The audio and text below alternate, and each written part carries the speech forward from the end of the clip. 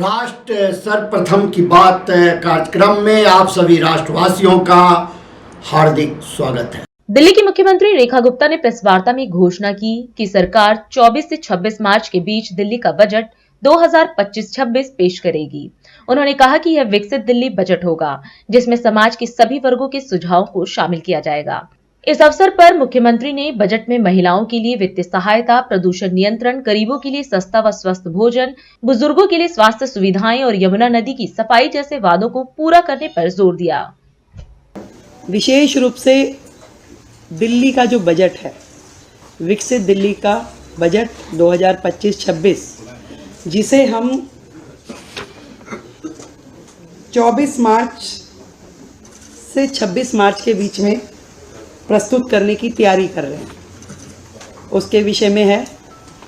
आप सब लोगों को विदित है कि दिल्ली की जनता ने हमारी पार्टी को जिता करके जो मौका दिया, पूर्ण बहुमत की सरकार दी मोदी जी के नेतृत्व में, हम जनता की उन सारी आकांक्षाओं की पूर्ति के लक्ष्य को ध्यान में रखते हुए सभी वर्गों की उन्नति, कल्याण और सर्वांगीण विकास के लिए कृत संकल्प हो दिल्ली के विकास की रफ्तार को तेज करने के लिए सरकार जो है समाज के सभी वर्गों को साथ में लेते हुए उनके सुझावों को शामिल करने का प्रयास करेगी।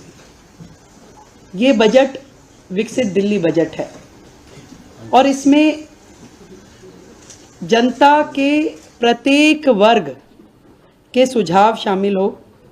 इस संकल्प पत्र में जो फोकस के क्षेत्रों में हमने महिलाओं को आर्थिक सहायता, स्वास्थ्य सेवा का विस्तार, सार्वजनिक परिवहन को बढ़ावा, प्रदूषण को कम करना, नौकरियां, शिक्षा की बेहतर व्यवस्था, गरीबों को सस्ती पौष्टिक भोजन, वरिष्ठ नागरिकों का कल्याण, यमुना नदी की सफाई, कल्याणकारी योजनाओं को जारी रखना जैसे महत्वपूर्ण विषय हमारे संकल्प पत्र में शामिल थे।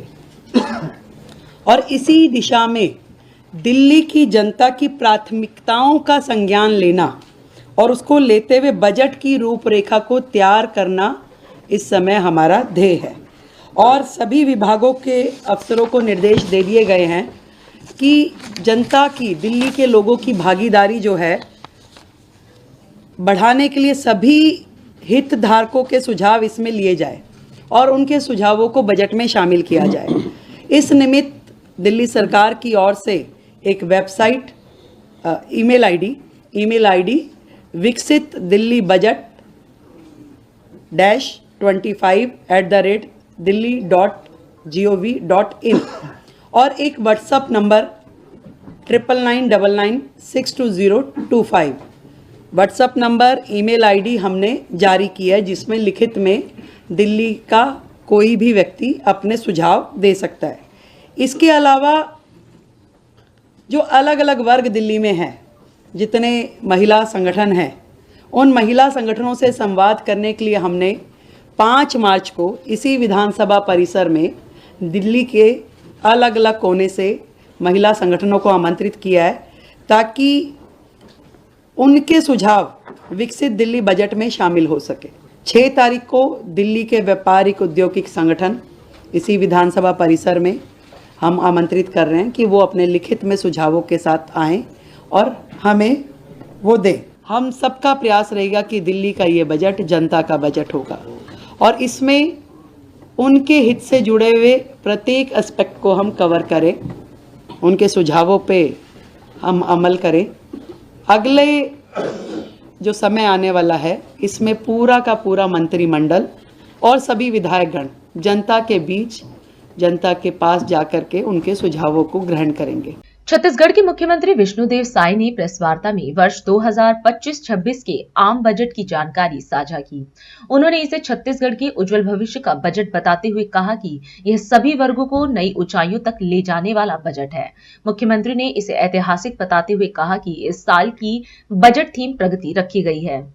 आज का ये दिन छत्तीसगढ़ के लिए ऐतिहासिक दिन है।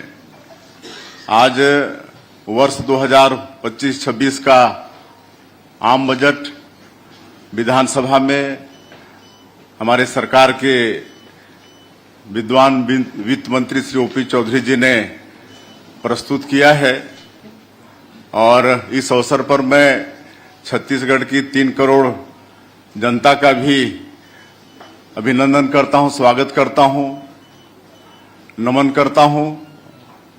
और ये बजट हमारे छत्तीसगढ़ के सुनहरे भविष्य का बजट है और ये बजट छत्तीसगढ़ के सभी वर्गों को नई ऊंचाइयों में पहुंचाने का ये बजट है। पिछले वर्ष 2024-25 में जो बजट प्रस्तुत हुआ था उसका थीम था ज्ञान। ज्ञान का मतलब गरीब, यूथ, अन्नदाता किसान और नारी शक्ति महिला, और चारों के विकास पर पिछले साल का बजट में फोकस था। और हमारे देश के यशस्वी प्रधानमंत्री श्री नरेंद्र मोदी जी के मार्गदर्शन में उनसे प्रेरणा लेकर हम लोगों ने पिछले 1 साल ज्ञान के विकास के लिए ईमानदारी के साथ काम किया और उसका परिणाम भी अच्छे आए। मोदी की गारंटी पर विश्वास करके छत्तीसगढ़ की जनता ने हम लोगों को सरकार में बैठाई, तो मोदी की गारंटी को भी 1.25 साल के अल्पकाल में पूरा करने का सरकार प्रयास की। और इसका नतीजा ये हुआ कि अभी पिछले समय में जो चुनाव संपन्न हुए हैं, चाहे वो नगरीय निकाय के हों या फिर रायपुर दक्षिण विधानसभा का उपचुनाव हो या त्रिस्तरीय पंचायती राज का चुनाव हो, इसमें छत्तीसगढ़ की जनता का भरपूर आशीर्वाद हम लोगों को मिला है। हम लोगों ने एक विश्वास अर्जित किया है और अब जब द्वितीय वर्ष का आज बजट प्रस्तुत हुआ है तो इसमें ज्ञान के लिए गति इसका थीम है। और गति मतलब गुड गवर्नेंस। हमारा ये प्रदेश पहला स्टेट होगा पूरे देश में जो सुशासन स्थापित करने के लिए एक सुशासन और अभिसरण विभाग का गठन किए हैं और इसके माध्यम से सुशासन स्थापित करने का हमारा प्रयास है। और उसी तरह से जी मतलब गुड गवर्नेंस, एक का मतलब अधोसंरचना में विस्तार। और चूंकि ये साल हमारे छत्तीसगढ़ के निर्माता श्रद्धेय अटल बिहारी वाजपेयी जी का जन्म शताब्दी वर्ष है, तो हम लोगों ने इस वर्ष को विश्वास वर्ष के रूप में भी मनाया है और अटल निर्माण वर्ष के रूप में भी घोषित किया है। तो अधोसंरचना का तेजी से हम लोग इस वर्ष में विकास करने वाले हैं। और उसी तरह से टी का अर्थ है टेक्नोलॉजी का विकास। ज्यादा से ज्यादा टेक्नोलॉजी का अपने सरकारी कामों को निपटाने में उसका प्रयोग करेंगे। और आई का मतलब है इंडस्ट्रियल ग्रोथ, उद्योग धंधा तेजी से छत्तीसगढ़ में विकसित हो ताकि यहाँ पर निवेश भी आए। और हम लोग नई उद्योग नीति भी लॉन्च किए हैं जिसमें विशेषकर रोजगार को जोर दिए हैं कि अधिक से अधिक इन उद्योग धंधों के माध्यम से हमारे बेटा बेटियों को रोजगार मिले। तो ये गति का ये अर्थ हुआ है। एआईसीसी मुख्यालय में प्रेस वार्ता के दौरान आदिवासी कांग्रेस के चेयरमैन डॉक्टर विक्रांत भूरिया ने आदिवासी समुदाय के अधिकारों को लेकर सरकार पर निशाना साधा। उन्होंने कहा कि देश के 12 करोड़ आदिवासी मूल निवासी हैं, लेकिन उनके संवैधानिक अधिकारों को लगातार कमजोर किया जा रहा है। उन्होंने यह भी कहा कि पंचायती राज व्यवस्था को मजबूत करने के लिए बनाए गए पेसा कानून को दरकिनार किया जा रहा है और आदिवासी क्षेत्र में खनन कर उन्हें विस्थापित किया जा रहा है। साथियों, ये देश के मूल निवासी आदिवासी हैं और इस देश पर सबसे ज्यादा अधिकार किसी का है तो आदिवासियों का है। भले इस देश में 12 करोड़ आदिवासी हैं, पर फिर भी जो अधिकार उनको मिलना चाहिए वो अधिकार नहीं मिल पा रहे हैं और एक एक कर भाजपा की सरकार उनके अधिकारों को छीनने का काम कर रही है। जितने भी हमारे संवैधानिक अधिकार हैं उनको कमजोर करा जा रहा है, उनकी जमीनें छीनी जा रही हैं, उन पर अत्याचार करे जा रहे हैं। सबसे पहले मैं पैसा कानून की बात करना चाहूंगा। पंचायती राज एक्सटेंशन टू शेड्यूल एरियाज, इसका उद्देश्य था कि जो शेड्यूल एरियाज हैं उसमें पंचायती राज को किस तरह से और मजबूत करा जाए, क्योंकि आदिवासियों की जरूरतें अलग हैं, उनके कानून अलग हैं। और ये 1996 में भूरिया कमेटी की अनुशंसा पर केंद्र सरकार जब कांग्रेस की थी तब इसको लागू करा गया था पूरे देश में। पर हकीकत यह है कि आज भी प्रभावी तरीके से इसको लागू नहीं करा गया है। और आदिवासियों की लड़ाई का सबसे मजबूत हथियार है पैसा कानून। इसमें जो ग्राम सभाओं का अधिकार दिया गया है वो सर्वमान्य है, और एक नारा चलता है कि ना लोकसभा ना विधानसभा, सबसे बड़ी ग्राम सभा। यानी पूरा जो स्वशासन होगा वो गांव के माध्यम से होगा, आदिवासियों के माध्यम से होगा। और अगर किसी भी तरह का काम आपको गांव में करना है तो आपको पहले वहां के आदिवासियों से अनुमति लेना पड़ेगी। पर हकीकत यह है कि आज उनसे सलाह तक नहीं ली जा रही है, जबकि उनकी अनुमति लेना चाहिए थी, सलाह तक नहीं ली जा रही है। और लगातार खनन और खनिज जबरदस्त तरीके से पूरे आदिवासी क्षेत्रों में हो रहा है, और इस चक्कर में हमारी जमीनें भी छीनी जा रही है, हमारे लोगों को जेल में भी डाला जा रहा है। और यही कारण है कि सबसे ज्यादा जेलों में अगर कोई बंद है तो आदिवासी इस देश में बंद है, क्योंकि वो अपनी जमीन देना नहीं चाहता और पुलिस और प्रशासन अन्याय कर कर उनको जेल में बंद करने का काम करते हैं। इसी कड़ी में जो वन अधिकार अधिनियम है, जो वन अधिकार फॉरेस्ट राइट एक्ट है, ये हमें हमारे जंगलों पर अधिकार देता है। और वन समितियों के माध्यम से अगर कोई भी आदिवासी कहीं भी पट्टा चाहता हो तो उसको देने का अधिकार वन समितियों को होता है। पर हकीकत में ना आज तक कोई पट्टे मिले हैं, ना वनों पर, और जो माइनर फॉरेस्ट प्रोड्यूस है उन पर भी किसी तरह का अधिकार आदिवासियों को नहीं मिला है। एक बहुत बड़ा प्रकरण मैं आप सबके सामने लाना चाहूंगा जो कि मध्य प्रदेश का है।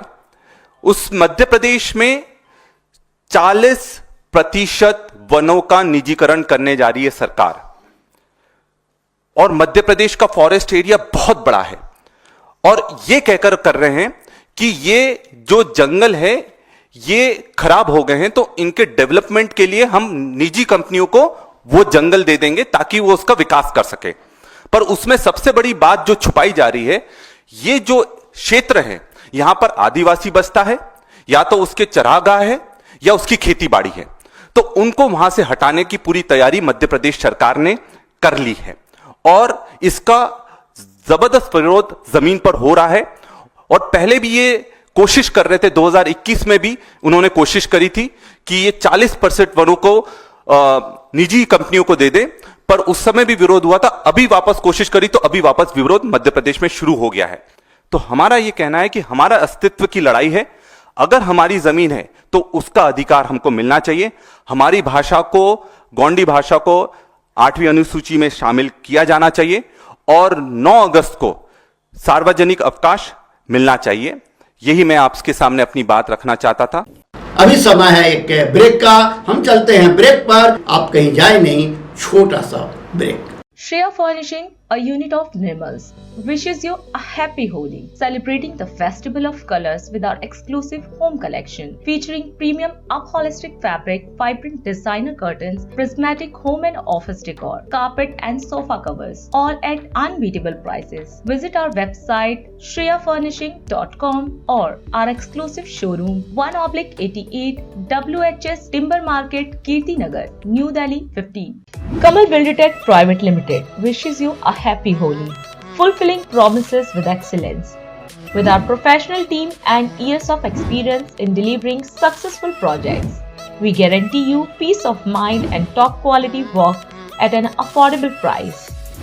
For more details, visit our website www.kamalbuildertech.com. Visit us F29 Central Market, Kirti Nagar, New Delhi 15. Holi के शुभ अवसर पर नेशनल टीवी चैनल एवं DID न्यूज में मात्र 7,000 में एक साथ विज्ञापन देने का मौका। इसके साथ ही national TV channel, DID news, India Darpan, Dainik, mother India magazine में एक साथ विज्ञापन देना चाहते हैं? पूरा पैकेज होली स्पेशल मात्र 25,000 में छपवा सकते हैं। विज्ञापन बुकिंग के लिए अभी कॉल करें 9910886465 पर। और अधिक खबरों के लिए आप हमारे YouTube चैनल दैनिक इंडिया दर्पण को अभी सब्सक्राइब करें और नोटिफिकेशन के लिए बेल आइकन को प्रेस करना ना भूलें।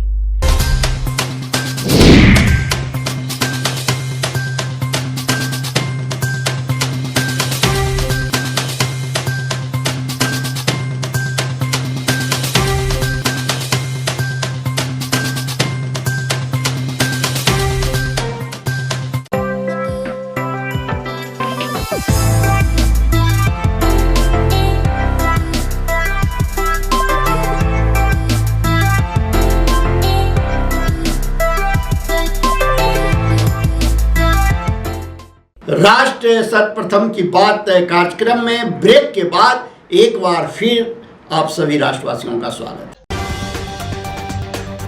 सोमवार को विश्व वन्य जीव दिवस के अवसर पर देशवासियों से पृथ्वी पर मौजूद अतुलनीय जैव विविधता की रक्षा और उसके संरक्षण के लिए प्रतिबद्धता दोहराने का आह्वान किया।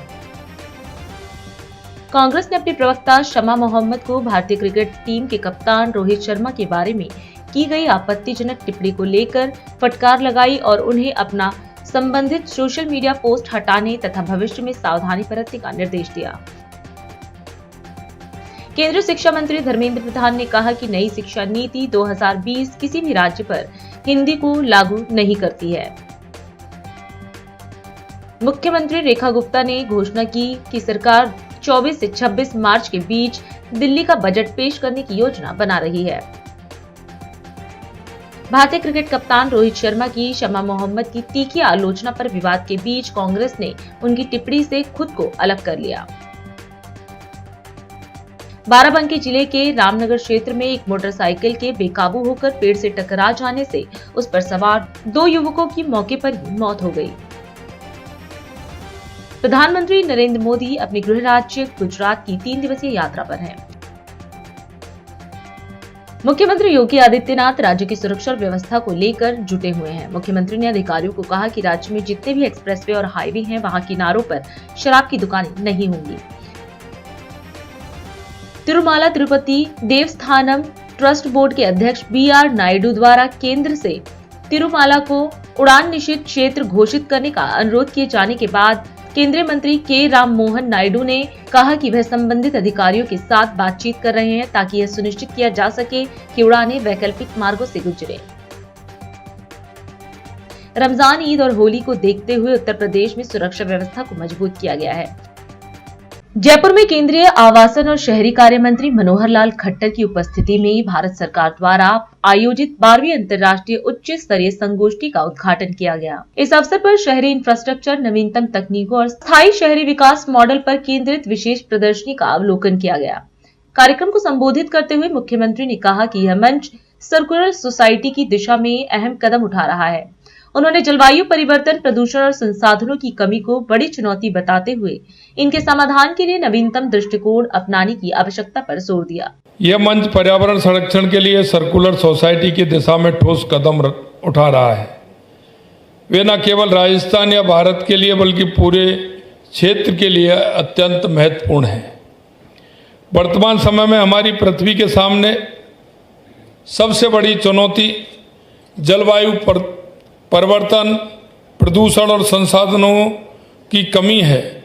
इन समस्याओं का समाधान करने के लिए हमें एक नवीन दृष्टिकोण अपनाने की आवश्यकता है। इस दृष्टिकोण को ध्यान में रखते हुए 3R सर्कुलर इकोनॉमी फोरम की स्थापना की गई है। 3R का अर्थ रिड्यूस, रीयूज और रिसाइकिल, ये तीनों शब्द हमारे दैनिक जीवन में संसाधनों का संरक्षण और पुनर्चक्रण के लिए प्रेरित करते हैं। सर्कुलर इकोनॉमी फोरम के उद्देश्य भी यही हैं, संसाधनों का संरक्षण एवं पुनर्चक्रण करना, पर्यावरण प्रदूषण को कम करना, संसाधनों की कमी को रोकना और आर्थिक विकास को बढ़ावा देना। संसाधनों के कुशल पुनः उपयोग हेतु सतत विकास की जिन लक्ष्यों के साथ आप काम कर रहे हैं वे मौजूदा समय की महती ज़रूरतें भी हैं। हम देख रहे हैं कि पिछले 50 वर्षों में प्राकृतिक संसाधनों को दोहन ने अभूतपूर्व रूप से बढ़ा है। उनका दोहन बहुत बड़ा है। 1970 के बाद संसाधनों का उपयोग लगभग 400% बढ़ गया है और अनुमान है कि अब तक ये 106 बिलियन टन के आंकड़े को भी पार कर चुका होगा। इसमें भी बढ़कर चिंता की बात यह है कि इनमें से 90% से अधिक संसाधन बर्बाद हो जाते हैं और केवल 8.6% ही वैश्विक अर्थव्यवस्था में वापस आ पाते हैं। यह स्थिति धरती को संकट में डाल रही है और जलवायु परिवर्तन, जैव विविधता की हानि एवं प्रदूषण जैसी समस्याएं गहराती जा रही हैं। एशिया प्रशांत क्षेत्र दुनिया का सबसे अधिक आबादी वाला क्षेत्र है। पूरी दुनिया में जितना विकास हो रहा है उसका 2/3 यहीं हो रहा है। लेकिन इस तेज आर्थिक प्रगति ने हमारे जंगलों को कम कर दिया, जल संसाधनों को कम कर दिया, जैव विविधता को खतरे में डाल दिया। इन चुनौतियों से निपटने के लिए सर्कुलर इकोनॉमी की अत्यंत प्रभावी तरीका है, क्योंकि आज के समय में आप देख रहे हैं औद्योगिकरण के कारण या हमारी आवश्यकता के कारण हमारे घटते हुए जंगल, घटते हुए हमारे पहाड़, सिकुड़ती हुई हमारी नदियाँ, ये हमारे वायुमंडल पर बहुत प्रभाव डाल रही हैं। हमने इसके संरक्षण के लिए निश्चित रूप से काम करना है। हमारी संस्कृति में हम पहाड़ों को भी पूजते हैं, हम नदियों को भी पूजते हैं, हम वृक्षों को भी पूजते हैं और इसीलिए हमने इन सभी में देवता का वास भी मानते हैं और उसके आधार पर हमारी संस्कृति में इन सब का संरक्षण करना बहुत आवश्यक होता है। अगर हम उनका संरक्षण करते रहेंगे तो हमारा वायुमंडल शुद्ध होगा, अच्छा होगा और हमें इसकी चिंता भी करनी चाहिए। मुझे खुशी है कि यहाँ संसाधन दक्षता, सतत शहर, जलवायु परिवर्तन से निपटने में सर्कुलर इकोनॉमी की भूमिका, प्लास्टिक प्रदूषण को कम करने जैसे मुद्दों पर बात की जा रही है। सर्कुलर इकोनॉमी हमारे वर्तमान और भविष्य की ज़रूरतें हैं। पर्यावरण को बचाने के साथ साथ आर्थिक स्थिरता और सामाजिक विकास का आधार भी बनेगी। मैं इस फोरम के सह आयोजक भारत सरकार, जापान सरकार, UNESCAP, UNCRD का हृदय से आभार व्यक्त करता हूं। देहरादून में पुस्तक मेले और उत्तराखंड भाषा संस्थान द्वारा आयोजित उत्तराखंड साहित्य गौरव सम्मान समारोह का उद्घाटन हुआ। इस अवसर पर मुख्यमंत्री पुष्कर सिंह धामी ने कार्यक्रम में शिरकत की। अपने संबोधन में उन्होंने कहा कि साहित्यकार अपनी लेखनी से समाज को दिशा देते हैं। यह सम्मान समारोह साहित्यिक परंपरा, रचनात्मक चेतना और शब्द साधना के प्रति गहरी श्रद्धा का प्रतीक है। उन्होंने कहा कि यह मंच उन विभूतियों को समर्पित है जिन्होंने न केवल समाज को दिशा दी बल्कि उत्तराखंड की संस्कृति को भी नई पहचान दी है। साहित्य गौरव सम्मान एवं आज भाषा संस्थान द्वारा आयोजित यहाँ पर पुस्तक मेले के शुभारंभ अवसर पर सभी हमारे गणमान्य साहित्यकार, साहित्य प्रेमी, विभिन्न स्थानों से आए हुए हमारे सभी विद्वजन, उपस्थित भाइयों बहनों, आज इस अवसर पर जहां उत्तराखंड साहित्य गौरव सम्मान समारोह जो हम सब के हाथों से आज यहां पर संपन्न हुआ, आप सभी महानुभावों एवं साहित्य रसिकों के समूह उपस्थित होकर मुझे अत्यंत ही हर्ष का अनुभव हो रहा है। मेरे लिए बड़े हर्ष का विषय है कि मुझे आप जैसे आज महान साहित्यकारों को सम्मानित करने का शुभ अवसर प्राप्त हुआ। आप सब अपनी लेखनी से समाज को दिशा देने का काम करते हैं और आप सबको सम्मानित करते हुए ऐसा नहीं लग रहा था कि आपको ही सम्मान कर रहे हैं, ऐसा लग रहा था कि हम सब भी सम्मानित हो रहे हैं। उत्तराखंड साहित्य गौरव सम्मान समारोह हमारी साहित्यिक परंपरा, रचनात्मक चेतना और शब्द साधकों के प्रति गहरी श्रद्धा का प्रतीक है। ये मंच उन सभी महान विभूतियों को समर्पित है जिन्होंने अपनी लेखनी से समाज को न केवल एक दिशा देने का काम किया है, बल्कि उत्तराखंड की संस्कृति को भी नई पहचान दी है। यह हम सबके लिए अत्यंत गौरव का विषय है कि हम आज इस साहित्योत्सव के अंतर्गत उत्तराखंड के सर्वोच्च साहित्यिक सम्मान उत्तराखंड साहित्य भूषण से एक ऐसी विभूति को सम्मानित कर रहे हैं जिनकी लेखनी से साहित्य जगत का प्रत्येक साहित्य प्रेमी परिचित है। सुभाष पंत जी ने न केवल उत्तराखंड बल्कि समूचे हिंदी साहित्य के लिए प्रेरणा के स्रोत रहे हैं। मैं इस अवसर पर आज उनको अपनी ओर से, देवभूमि उत्तराखंड की ओर से, पूरे प्रदेश की जनता की ओर से उनको बहुत बधाई देता हूँ, हृदय दिल से बधाई देता हूँ। इस अवसर पर उन सभी साहित्य साधकों को भी मैं बहुत शुभकामनाएं देता हूँ जो अपनी सृजनशीलता के माध्यम से उत्तराखंड की सांस्कृतिक और साहित्यिक विरासत को समृद्ध करने के साथ साथ नई पीढ़ी को भी उसको सौंपने का काम कर रहे हैं। नई पीढ़ी को अपनी विरासत को आगे बढ़ाने के लिए उनको पीढ़ी दर पीढ़ी सौंपने का काम महत्वपूर्ण कार्य कर रहे हैं। भाइयों बहनों, हमारी देवभूमि हमेशा से ये रचनात्मकता की भूमि रही है, योग की भूमि रही है, ज्ञान की भूमि रही है और संस्कृति का एक अद्भुत केंद्र रही है, जहां विचारों की ज्योति ने हर युग में समाज को प्रेरित करने का काम किया है, समाज को दिशा देने का काम किया है। आज भी रस्किन बॉन्ड और लीलाधर जगुड़ी जी जैसे साहित्यकार देवभूमि की पहचान को विश्व मंच पर स्थापित कर रहे हैं और इसी गौरवशाली परंपरा में आज सुभाष पंत जी भी शामिल हो रहे हैं, जिनकी लेखनी उत्तराखंड की साहित्यिक विरासत को और अधिक समृद्ध बनाने का काम कर रही है। भाइयों बहनों, किसी भी समाज का साहित्य ही उसका वास्तविक दर्पण होता है जो उसकी संस्कृति, मूल्यों और विचारों को उजागर करने का काम करता है। और लेखक केवल शब्दों के निर्माता नहीं होते हैं, बल्कि समाज के चिंतक होते हैं, मार्गदर्शक होते हैं और प्रेरक होते हैं। हम एक और जहां उत्तराखंड साहित्य गौरव सम्मान, साहित्य भूषण और लाइफ टाइम अचीवमेंट पुरस्कारों के माध्यम से उत्कृष्ट साहित्यकारों को सम्मानित कर रहे हैं, वहीं हिंदी सहित विभिन्न स्थानीय भाषाओं में ग्रंथ प्रकाशन हेतु साहित्यकारों को अनुदान भी प्रदान कर रहे हैं। हमने वर्ष 2022 में 9 साहित्यकारों को उत्तराखंड साहित्य गौरव सम्मान से सम्मानित किया। वहीं वर्ष 2023 में 10 उत्कृष्ट साहित्यकारों को 1 लाख रुपए की सम्मान राशि प्रदान की। इसी साहित्य यात्रा को और अधिक विस्तार देते हुए हमने वर्ष 2024 में उत्तराखंड साहित्य भूषण सहित 21 नए साहित्यिक पुरस्कारों की घोषणा की।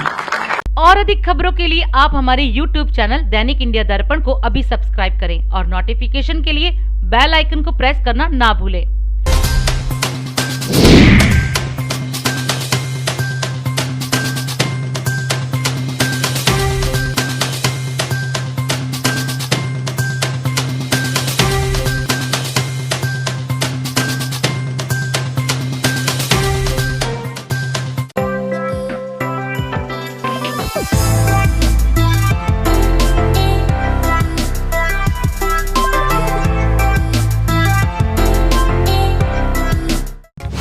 होली के शुभ अवसर पर नेशनल टीवी चैनल एवं DID न्यूज में मात्र 7,000 में एक साथ विज्ञापन देने का मौका। इसके साथ ही national TV channel, DID news, India Darpan, Dainik, mother India magazine में एक साथ विज्ञापन देना चाहते हैं? पूरा पैकेज होली स्पेशल मात्र 25,000 में छपवा सकते हैं। विज्ञापन बुकिंग के लिए अभी कॉल करें 9910886465 पर। आज हम इस कार्यक्रम में आपसे विदा लेते हैं। आप अन्य खबरों के लिए बने रहे। राष्ट्र सर्वप्रथम, वंदे मातरम, जाग उठा है भारत। राष्ट्र सर्वप्रथम, राष्ट्र सर्वप्रथम, राष्ट्र सर्वप्रथम, राष्ट्र सर्वप्रथम।